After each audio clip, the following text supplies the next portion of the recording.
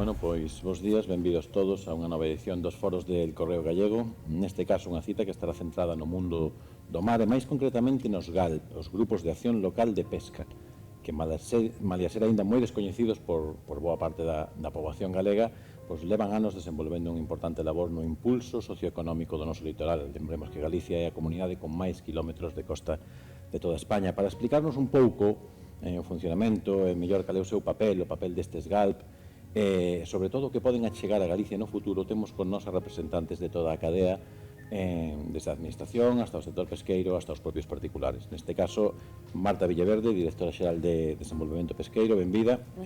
José Antonio Pérez, que é o presidente da Federación Galega de Confrarías de Pescadores, desde Ribeira. Manuela Oviedo, que é xerente do GALP Costa Sostible, un deses grupos de acción costeira que abarca a Ría de Noia e parte da Costa da Morte, e Carlos Gil, que é o responsable, o CEO de Maremasma, unha empresa de lecer vinculado ao mundo do mar da Mariña de Lugo, non? Pois con todos eles quería falar, empezando sobre todo polos GALP, polo seu funcionamento e pola ferramenta que teñen os GALP para aplicar ou para trasladar eses fondos económicos que hai, facelo realidade sobre o territorio. Son as estrategias de desenvolvemento local participativo, non? Que se chaman EDLP. Quería empezar por Marta Villaverde simplemente analizando que oportunidades supoñen estas ferramentas para a Xunta de Galicia e que pretende a Consellería de Mar con elas ou a través delas. Moi bueno, moitas grazas, Martín. Vamos a ver, bueno, como saberedes, pois a Xunta de Galicia é unha das poucas administracións autonómicas que lle teñen dedicado ao mar unha consellería pois exclusiva para atender a este ámbito que é moi importante para a nosa comunidade.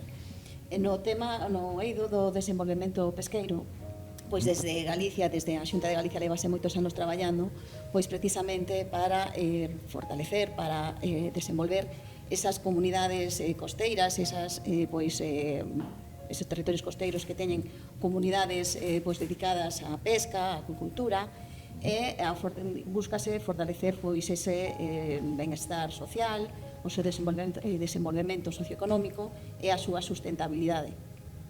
E as estrategias locales participativas, as estrategias de desenvolvemento local participativo, pois son unha oportunidade que nos brindan pois os novos fondos europeos, que veñen tamén xa pois desenvolvéndose nos outros fondos anteriores, no FEP e no FEMOS. Este é o terceiro fondo no que se usan os fondos para poder desenvolver estas oportunidades. E o que buscan é desenvolver nestas comunidades costeiras pois a economía azul, as oportunidades que nos brindan toda a economía azul, é dicir, como pois os recursos marítimos, os recursos que nos brinda o mar, tendo sempre como núcleo desos recursos, pois evidentemente a pesca, a acuicultura e o marisqueo, pois esas comunidades poden aproveitar outros recursos como poden ser os medioambientais, como poden ser os sociais, como poden ser os culturais. Para desenvolver esas estrategias, pois en cada un dos territorios fórmanse o que son os grupos de acción local, que non deixan de ser pois esos grupos, eses agrupación de personas, de entidades de interese, de entidades pois importantes tanto dende un punto de vista social como dende un punto de vista cultural, dende un punto de vista, pois tamén están o sector público, o sector económico, e neses grupos pois identifícanse que necesidades son as máis importantes para cubrir nese territorio e que recursos dipón esa comunidade para facerlle frente. Entonces, para a Xunta de Galicia, evidentemente, apostar por esta liña de traballo, por estas estrategias, pois supón que se van a optimizar os recursos porque, evidentemente, ninguén mellor que os propios actores dese territorio son os que poden desenvolver esas estrategias e cubrir esas necesidades. José Antonio, non sei, no caso concreto do sector pesqueiro, o que representas, está implicado o sector pesqueiro, está ben integrado nestas estrategias e que conseguir a través delas? Pois eu penso que está implicado, pero implicado totalmente, porque hai que dar conta que a maioría, ou en case todos, non en todos, no grupo de acción costeira, pois os presidentes son patróns maiores, non?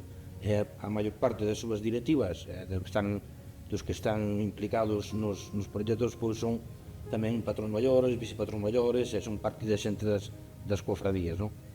Aí hasta a implicación, en principio, cando se empezou co tema dos GALP, foi un tema moi duro, non? Un tema moi duro porque non se sabía, a ciencia certa non se sabía pois, bueno, como desenvolvelo, como non, hasta que, bueno, que se empezou a descifrar máis ben que parte querían Bruselas, como querían facelo, como non querían facelo, pero claro, para nós foi un pouco deixadez en principio, porque había normas que non era moi difícil para o sector pesquero por cumprir, non?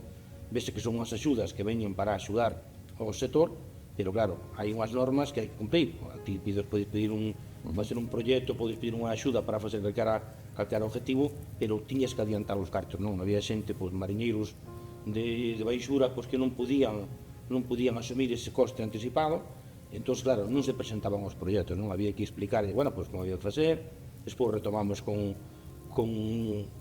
casas financieras, como con a banca, con bancos, pois, para que puderan adiantar esos fondos e que puderan... Bueno, para nós é importantísimo, non? Importante porque ahora mismo os que están máis ben a través dos GAL, a través dos nosos gerentes, son os que nos están impulsando e movendo todo, pois estamos obtendo moitos máis conhecimentos dos que tiñamos antes, porque estamos facendo visitas a outros puertos onde funcionan os GAL, non solamente aquí, solamente a nivel autonómico, sino a nivel, pois, estatal, en España, incluso no estranxeiro, non? Entón estamos visitándoos e mirando as estrategias que teñen, outros proxectos que teñen eles, para nós tamén, pois, intentar impulsar.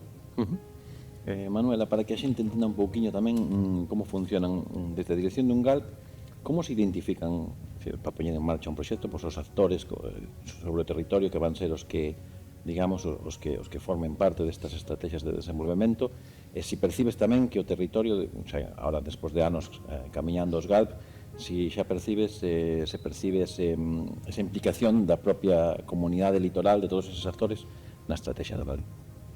Claro que sí, vamos a ver, o GAL empezou no ano 2009 e, bueno, empezou xa co antecedente que había unha estrutura no territorio que eran os GDR, non? Entonces había unha parte do sector da poboación que sí coñecía o desenvolvemento local participativo, pero había outra parte que era o sector pesqueiro que non estaba acostumbrado a traballar en este sistema. Ao principio costoulle, pero logo colleron a dinámica e pouco a pouco foron ganando implicación. Os actores se identifican a base de escoitar necesidades, non? A base de escoitar demandas da xente, vas identificando cales son aquelas debilidades que tes que incluir na túa estrategia e cales son aquelas demandas do territorio. E unha vez que se recollen todas estas casuísticas, van aparecendo pouco a pouco. O que sí que temos, sigo contigo, o certo descoñecemento ainda social dos GALP, non? Que decir, moita xente descoñece. Eu non o comparto eso. Eu creo que ahora os GALP son suficientemente coñecidos, recoñecidos, porque ademais penso que en algunhas zonas costeiras os GALP deron un cambio importante á imaxe da zona. Por exemplo, se falo do meu territorio, a pasada do GALP polo territorio, por decirlo de algunha forma, notase en moitísimos aspectos. Notase na creación de marcas de identidade para o sector pesqueiro. Se está traballando con Azul de Portosín, con Polvo de Lonxa, con Berberecho de Noia, que pouco a pouco se vai oindo. Notase no tema de establecementos de restauración. Nos creamos un grupo de establecementos de restauración kilómetro cero, que realmente son 10 establecementos de restauración que están aí e a xente ve o paso de GAL. E notase, sobre todo, na calidade dos proxectos. Todos sabemos que hai unha parte dos GAL que tamén se dedica un pouco ao turismo, porque o turismo está vinculado ao mar, e creo que a imaxe de calidade que están deixando os proxectos financiados polo GAL o pode percibir calquer cidadán. Falaba agora do turismo, Carlos, precisamente, con unha empresa de Lecer vinculado ao mundo marítimo. Gostaríame saber a experiencia de como chegou, como coñeceu os GALP e como se forxa ese proceso para decidir optar ás súas axudas para montar a Maremasma neste caso. Correcto, eu teño unha empresa de turismo náutico e ecoturismo situada na Mariña Lucense, en Foz. No momento no que a montamos agora fai 10 anos, sí que é verdade que eu non coñecía os GAL, non sabía da posibilidade desas axudas, pero chegaron a mí por oídas nun momento no que terminas unha parte formativa da túa vida e tes un pouco de incertidumbre de que facer. Presentamos un proxecto, tuvimos moitísima axuda por parte da gerencia naquel momento, financiaron o proxecto e desa maneira podemos empezar un proxecto que, se non fose pola axuda dos fondos dos GALP, non houbera existido. Agora é unha empresa máis ou menos afianzada no territorio, que, bueno, cunha línea de crecemento bastante lógica, e durante estes 10 anos damos un servicio sobre todo dirixido ao turismo na época, digamos, estival, pero tamén un servicio, digamos, educativo e de divulgación do que son os recursos naturais mariños do noso territorio, máis dirixido ao público en xeral e tamén ao público escolar. Entón temos, digamos, dúas líneas principales de actuación, e quizás a diversificación da nosa empresa fai que se sostivese no tempo durante tantos anos, esperemos que sean moitos máis. Entón, no seu momento, respondendo un pouco a túa pregunta, eu personalmente non coñecía os GALP, chegaron a mí por boca a boca, digamos, pero creo que a día de hoxe xa hai, sobre todo nas zonas costeiras, hai un pouco máis de coñecemento que por aquel entonces. Quería volver a Marta, neste caso vimos rematar un período de axudas de fondos europeos da FEM, inicias un novo, PEMPA, non sei, desde a Xunta de Galicia, desde a Consellería do Mar neste caso, que balance se pode facer dese período de axudas que remata e que expectativas hai de cara ao novo que comeza? Bueno, vamos, como vos compartín antes, bueno, este xa é o terceiro período, o que iniciamos agora. Sobre o anterior período, bueno, pois as axudas dos GALP, pois establecense ou cúbrense ou, digamos, financianse proxectos de distinto tipo.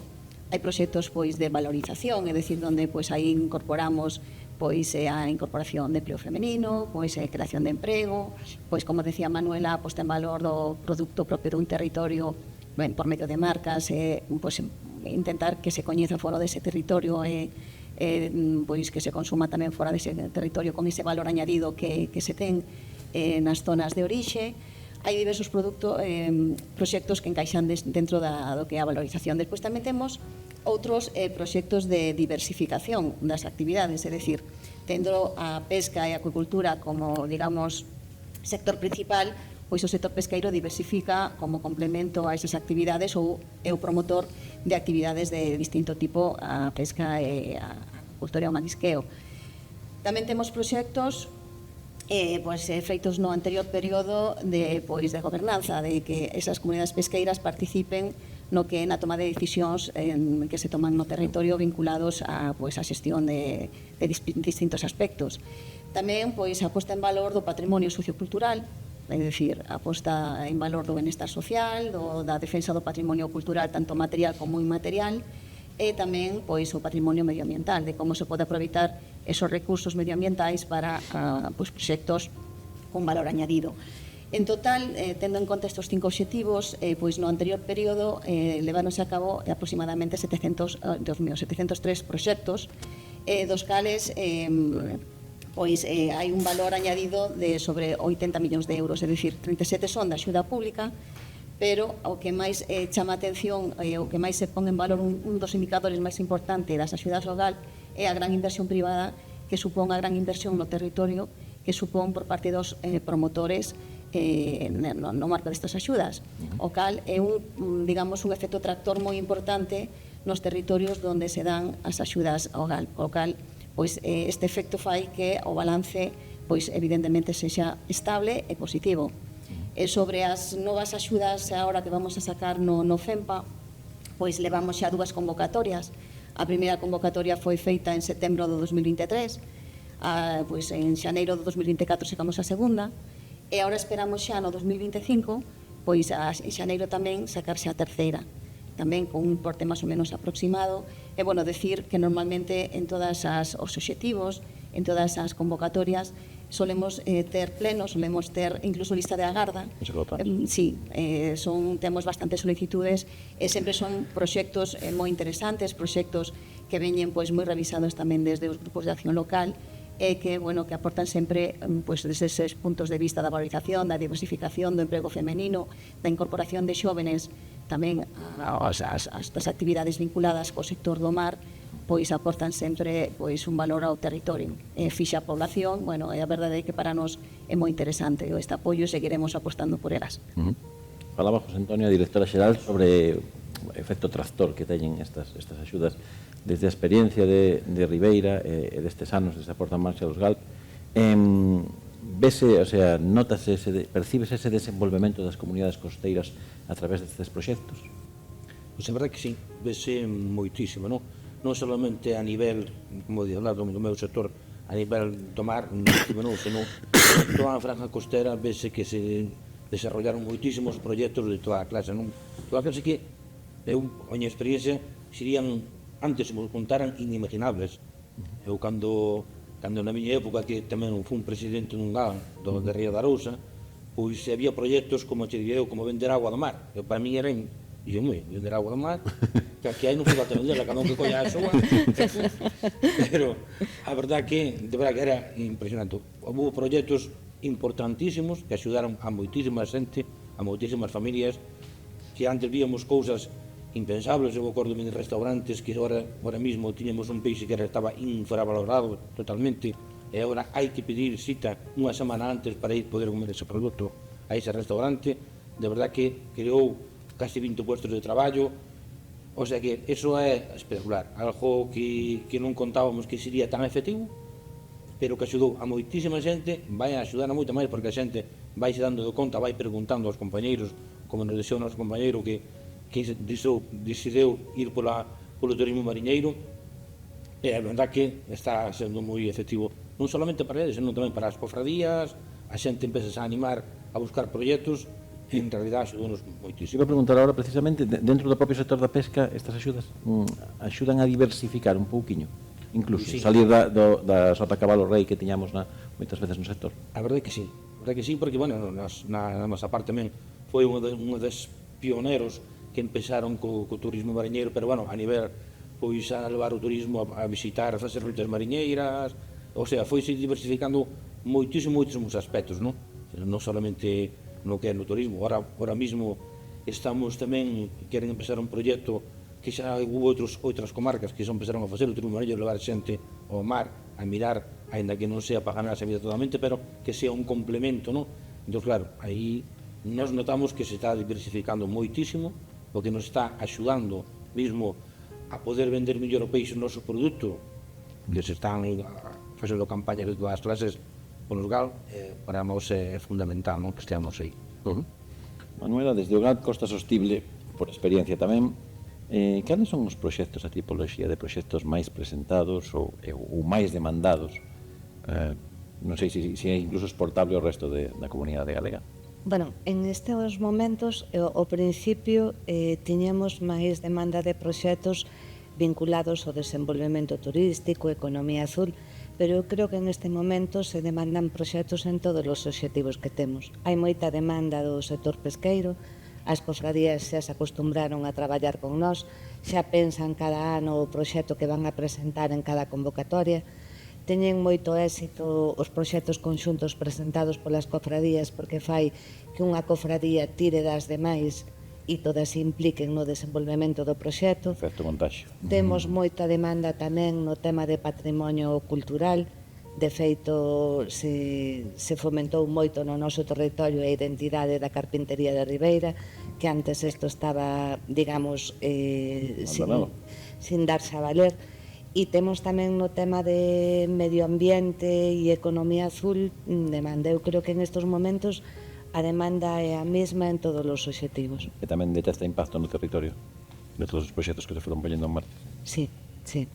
Sí, detéctase porque ves postos de traballo creados e logo ves un aspecto importante. Ves que, claro, nos ahora traballamos con un fondo, digamos que vai máis orientado xa non só a creación de emprego en sí mesma, senón a coidar determinados aspectos de sostenibilidade, coidado do medio ambiente. Entonces ves que a xente tamén está, bueno, pola propia época e pola propia evolución da sociedade, tamén está máis sensibilizada en estos aspectos, non? Entonces ves a veces variedade de proxectos que o mellor hai 10 anos atrás esos proxectos non nos tiñas.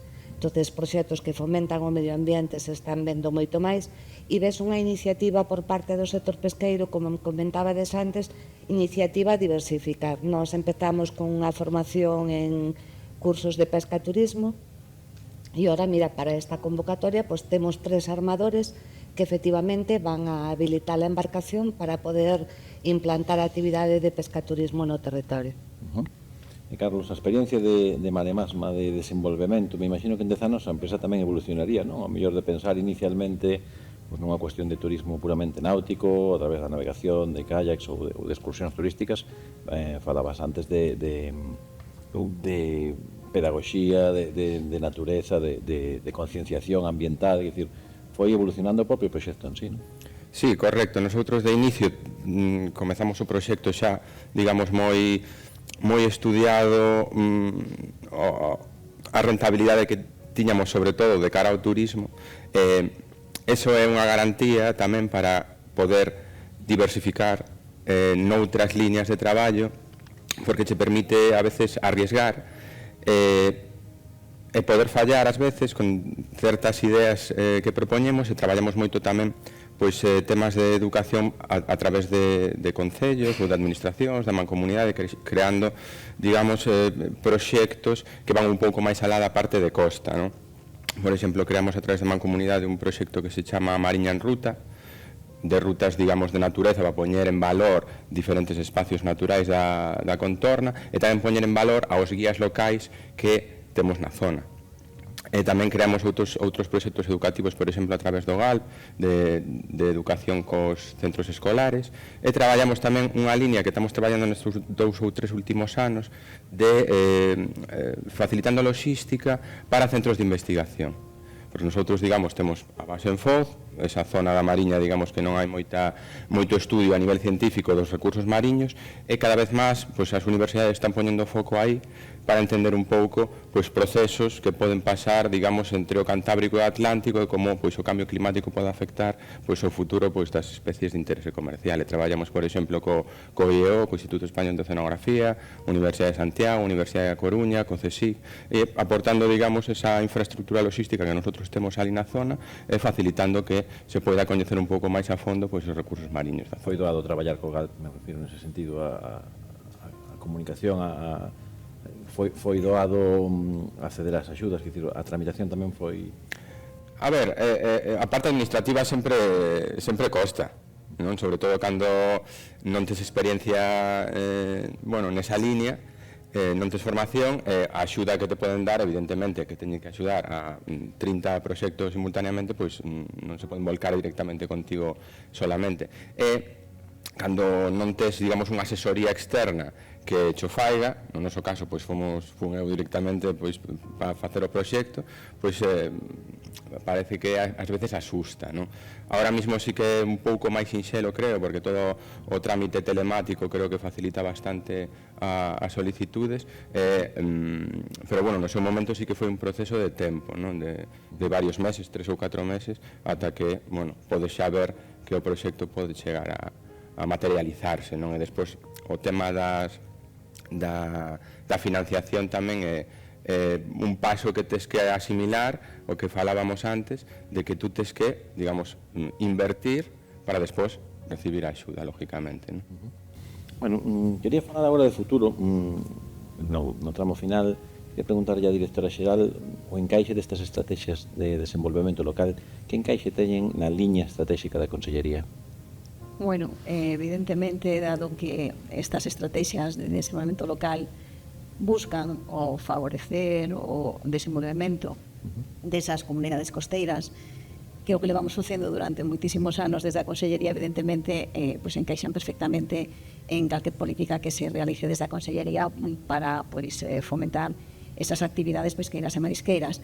Por comentarche así algunha así en concreto, pois, por exemplo, nesas zonas marisqueiras onde ahora mismo, bueno, pois hai os problemas derivados das chuvias do ano pasado, a esa mortandade, exactamente, pois, evidentemente, os GALP son unha fórmula para pois, a desenvolver proxectos para a recuperación deses bancos ou ben para a implementación de pois, equipos ou instalacións ou outros proxectos que poñan en valor os produtos e que axuden a mellorar a súa rentabilidade. Depois tamén encaixan en políticas como, por exemplo, o PECUMA, non sei se coñeces o Plan de Cultura Marítima de Galicia, que se foi aprobado pois nos exercicios anteriores, que o que busca é poñer en valor esa pois patrimonio tanto cultural, tanto material como inmaterial, pois os edificios, pois a nosa identidade moitas veces que a cultura de determinados territorios encaixan perfectamente nesa obxectivo de patrimonio sociocultural que ten moitos dos proxectos dos GALP. E, bueno, non quero esquecerme do que acabamos de aprobar da Estrategia da Economía Azul, que aprobouse o Consello da Xunta a principios de novembro deste ano, que evidentemente esa estrategia é un compromiso da comunidade autónoma para conservar, para protexer, para desenvolver todos os recursos para o aproveitamento de todos eses recursos que nos brinda o mar de unha forma totalmente sustentable, que é o que tamén se ven facendo os GALP en moitos dos proxectos, e que os GALP terán nesa estrategia de economía azul en moitas das medidas que se vayan a executar un papel activo, un papel como axentes implicados no desenvolvemento desas medidas, e seguiremos apostando desde o GALP para favorecer esa estrategia de economía azul, e que os proxectos que se aproben, os proxectos que se executen, vayan aliñados cos eixes que nos marcan a estrategia. Parece que pesca e sustentabilidade son xa un binomio inseparable. Desde Galicia levamos facendo desde fai moito tempo. Creo que antes de que se inventara a palabra e se puxera de moda, aquí xa usábamos. Xa pescábamos de xeito sostible, evidentemente. José Antonio, aproveite que ten aquí unha responsable da administración na Consellería, neste caso, unha xerente dun GALP, para pedir desde o sector pesqueiro por onde cree que deben ir os GALP agora no futuro. Bueno, por aproveitar, aproveito. Eu queria dar máis ben, dixerlle, para a Manuela, xerente do GALP, porque sigan na mesma línea que hasta agora, non? Sempre están aí, sempre nos están axudando, pero a miña parte mostrarlle un reconocimiento non bonita a elas, non a todos os traballadores do GALP, que sigan apostando por nós, que nos sigan axudando, e que, canto máis nos podan diversificar, que é o que están facendo, traendo proxectos de outros lados, de outros sitios, para que nos podamos, ainda que sea copiarlos, ainda que estea maldito, pero polo menos facerlos da mesma maneira, simplemente eso, non sei que sempre están aí, que sigan apostando por nós, axudándonos como estades facendo hasta agora, non? E a nosa directora, dixo unha cousa parecida, que sigan apostando por nós, sabo que o sector que nos fai falta, que nos axudedes, tamén sempre estades aí, botándonos a mano no que podades, e xa che dixo, eso non solamente vou para o sector pesquero, senón para todas as comunidades, a todos os pueblos e ribereños que temos todo o lado, non? Ahora que sí, se podes berrar en Bruselas e dixille tamén que nos agilten os pagos, mellor, porque hai cofradías que ou outras entidades que a veces temos como compañeiro adiantar os cartos e despois facelo, non? Pero bueno, se pode facer. Evidentemente o sector pesqueiro é un sector moi amplio, con unha problemática moi diversa, os GALP non van a solucionar todo, pero sí que é certo que para parte o mellor dos problemas, a solución sí que pode estar nestes fondos e nestas estrategias que veñen dos GALP. A verdade é que se non podemos a falar do que nos axudaron a facer e nos falta toda a mañá, porque a verdade é que en todas as ramas, no sector pesquero, para ser mellor a comercialización, para ser mellor a forma de traballar que temos diariamente, na promoción dos produtos, nun lado no outro, a verdade que hai centos de proxectos que se depois a pensar non só nos afectan a nós, senón a todo o pueblo, non a toda a xente que, por cada mariñeiro hai 3 ou 4 puestos indirectos que vivimos do mar, de pescaderías e de todos os lados, non? É impresionante o traballo que está facendo a labor que se está facendo con isto. Manuela, cal é a estrategia que siguen os GALP para captar, ou que van seguir agora, para captar novos proxectos, para identificar novas estrategias, novas ideas? É dicir, simplemente os GALP, desde a súa xerencia, son máis pasivos, esperan que cheguen as convocatorias, ou tamén teñen unha parte activa na que buscan e exploran o territorio? Dentro dos equipos dos GALP hai un traballo de campo importante, e que o GALP o que non pode ser é un tramitador de papeles. Se o GALP se converte nun tramitador de papeles, a maioría dos proxectos non se alcanza a calidade nin se executan nas condicións que se deberían executar. O GALP o que se ten que dedicar é a escoitar as demandas que hai no territorio, intentar reunirse co sector, facer propostas de traballo e intentar convencer o sector de que realmente esas propostas de traballo van a ser beneficiosas para eles. O GALP ten que ser un compañeiro tanto do sector pesqueiro como dos outros sectores. Non pode ser un órgano tramitador de subvencións, senón o desenvolvemento local participativo non existiría. Creo que hai a implicación suficiente con todos os actores de territorio para trasladarte, escoitar demandas, atender fora de horario, molestarte en coñecer proxectos, presentarlos para ver se aí xurden iniciativas, convencer e apoiar no desenvolvemento tanto a promotores privados como promotores públicos. Creo que en ese sentido se está facendo moi ben. Carlos, segundo a experiencia de Maremasma, persoal, como empresario, como emprendedor, animarías a outra xente que a tirar dos GALP para emprender no noso litoral? Sí, por suposto, é unha ferramenta, é como unha aceleradora de empresas moitas veces, non? Ou un motor que fai que poidas decirte a emprender, a levar a cabo o teu proxecto gracias a ese empuxe que che fai pois esos fondos que están aí disponibles para ideas, para proxectos innovadores ou de revalorización de produtos ou recursos costeiros. Penso que animo a todo o mundo a falar con eles, a reunirse cos xerentes ou coas xerentes dos GALP e que se informen deses fondos que están aí para ser solicitados, vamos. Non sei xa de cara a rematar, para os 4, para o que queira, non sei se identificades ou se lle vedes en que campos lle podedes ver potencial ao noso litoral para seguir avanzando. Non sei se tedes algunha... Eu teño algunha idea tamén que non son cousas novas que veñen xa de outras zonas nas que se está actuando sobre os recursos costeiros moito na liña da conservación, evidentemente na liña da sostenibilidade, pero sobre todo na liña do que son as creacións dos santuarios mariños, das reservas mariñas.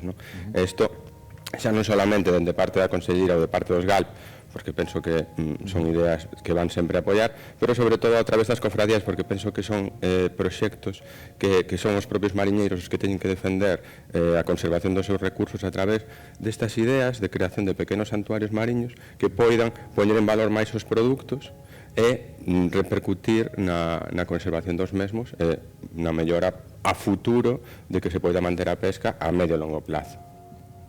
Eu comparto esa proposta. Eu penso que unha reserva mariña ten un potencial enorme tanto a nivel de protección do recurso pesqueiro como a nivel de incremento do precio do recurso como a nivel do territorio no que se enclava esa reserva, non? En torno a unha reserva mariña poden nacer un montón de actividades tanto de carácter diversificador como actividades de mergullo, establecementos de hostelería e a conservación do propio produto. Entón, penso que aí sí nos deberíamos sensibilizar un pouco máis na potencialidade que pode ter as reservas mariñas que temos no territorio, que sí que parece que as temos aí un pouco como olvidadas, non? Como algo que surdeu no seu momento, pero que agora se quedou un pouco aí. Na zona de que local Costa Sostible está dos Miñarzos, se non me Está equivoco, dos non, Miñarzos, sí. que é un dos exemplos que hai. Está a A DC é outra que hai, non? Hai dúas reservas mariñas en Galicia e, bueno, teñen un plan de xestión, pero, bueno, é cuestión de que, ao mellor, se surde algún proxecto, surde algunha idea, pois, evidentemente, sempre se pode valorar e sempre se pode establecer. Desde a Consellería, evidentemente, apostamos por calquer proxecto pois que encaixe perfectamente coa sostenibilidade pois tanto nos recursos mariños, da conservación de biodiversidade e coa pois aproveitamento dos recursos vencellados ao mar. A liña que creo que levamos realizando durante todos estes anos e creo que pois debemos velar porque sigan existindo eses recursos, que o mar nos siga ofrecendo oportunidades e que podamos pois seguir pescando, seguir mariscando, seguir cultivando e diversificando a nosa actividade. Creo que é o que hai que intentar facer, aproveitar todas as oportunidades que nos brinda. Xa sabe, o sector pesqueiro que dalle o recado en riba da mesa de solicitar máis reservas. No, eu discrepo con eles, porque eu como representante do sector pesquero xa tuvemos moitas reunións, levamos moitos anos con eso, non estamos no momento adecuado para ese tema. Estamos atravesando unha época moi difícil a nivel non solamente de marisqueo, sino de pesca, todo non é viable o que se nos presenta no futuro por diante. Se non se nos dijo nun futuro ou no outro futuro, pero no que se nos presenta por diante ahora mesmo, para este ano que ven é un rebaixo da cuota de sardiña, un rebaixo da cuota da xarda, arralla mosaico 5 kilos por día barco, o abadeixo agora pasou a 10 kilos, pero para enero a 5 kilos, un badeixo por barco, e as empresas hai que mantelas, e a xente que vai a bordo hai que pagar a seguridade social, hai que darlle un sueldo digno para poder comer as familias, así non vamos a ningún lado. Venos eólica marina encima que nos acota as millores zonas de pesca, iso vai ser unha repercusión brutal, porque xa estamos mirando, xa fomos a Portugal, fomos a varios sitios mirar, o que implica todo eso, non é meter onde mete un parque eólico marino onde van 800 campos de fútbol, senón os cables que van a terra, as millas que hai que deixar protegidas, o sea, a flota desmantelas. Se fora un sitio onde hai 100 barcos en todo Galicia, pero como somos 4.250, máis os 300 de altura, entonces é inviable, non temos espacio suficiente. Son moitos os retos, evidentemente, non esquezamos, decíamos, Galicia, a comunidade con máis barcos, posiblemente a comunidade pesqueira de Europa máis importante, a rexión pesqueira europea máis importante, a comunidade española con máis kilómetros de litoral, posiblemente a maior concentración da poboación de Galicia está, pues, vive na costa e nas franxas costeiras, que decir, o que temos entre mans na costa, pois evidentemente é moi relevante, e calquera decisión que se tome con respecto a ela é importante. Bueno, pois hasta aquí, se non se quere engadir nada máis, pois pecharíamos este foro, que agardemos que dera a coñecer un pouquiño máis, sobre todo a acción de traballo dos GALP, que levan moitos anos, que son descoñecidos para moita xente, sobre todo para os que non viven na costa, pero que están desenvolvendo un labor moi importante nese pulo social, económico, a comunidade e ao mar galego.